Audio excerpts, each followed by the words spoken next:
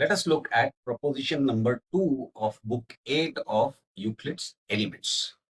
The proposition says to find as many numbers as are prescribed in continued proportion and the least that are in a given ratio. Okay, so we are given a ratio, and using that ratio we have to construct continued proportion.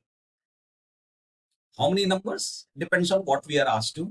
So let's say we have been asked to develop the continued proportion for 4 numbers. So let's see how we can do that. Given A and B forming a ratio in least number. See, the moment it says forming a ratio in least numbers, immediately we know A and B are going to be relatively prime. So now we square A to make C. We multiply A and B to get D. Then we square B to get E. And then we multiply A and C to get F. Multiply A and D to get G. We multiply A and E to get H. And finally, we multiply B and E to get K. Based on this, let's see whether we have arrived at the required continued proportion. Now, A is to be equal to C is to D. Since C is A times A and D is A times B. So here, the way to look at this is, we have already seen this in one of our previous propositions. A measures a C, B measures D the same number of times. So they are in proportion. Now A is to B equal to D is to E. Since D is equal to A times B and E is equal to B times B. So again, same reasoning. A measures D and B measures E the same number of times. So they are in proportion. So now you see A is to B equal to C is to D, A is to B is equal to D is to E. That means C is to D is equal to D is to E. Now C is to D is equal to F is to G. How? Again, if you notice, C measures F a number of times, D measures G a number of times. So they measure F and G the same number of times. So we can say they are in proportion. Now A is to B equal to F is to G. Why? Because C is to D is equal to A is to B. So we do the substitution. D is to E is equal to G is to H. How? Again, if you notice, D measures G and E measures H the same number of times. So they are in proportion. But D is to E is equal to A is to B. So we can say A is to B is equal to G is to H. A is to B is equal to H is to K.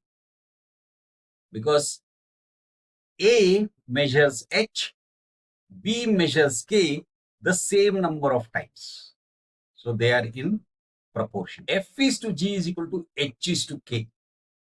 Because A is to B is equal to F is to G. So we can do the substitution and say F is to G equal to H is to K. So which means that F is to G is equal to G is to H is equal to H is to K. And similarly, previously we had C is to D is equal to D is to E. So here we have continued proportion of 3 numbers, and here we have continued proportion with 4 numbers. So C, D, E are proportional in the ratio A is to B. F, G, H, K are proportional in the ratio A is to. Now we have to show that these are the least. To prove that, we know A and B are forming a ratio in least numbers. That means A and B are relatively prime. C and E are relatively prime, since we know A to the power of n and B to the power of n are relatively prime if A and B are relatively prime. So here C is A square, E is B square. So they are also relatively prime. Similarly, F and K are relatively prime. because F is AQ, K is BQ. So in CDE continued proportion, C and E are the extremes and relatively prime. In FGHK, F and K are the extremes and relatively prime. Because of that, they are the least of those which have the same ratio with A and E. Okay. Now, let's take an example. Let's say A is 2 and B is 3. So A and B are forming a ratio 2 is to 3.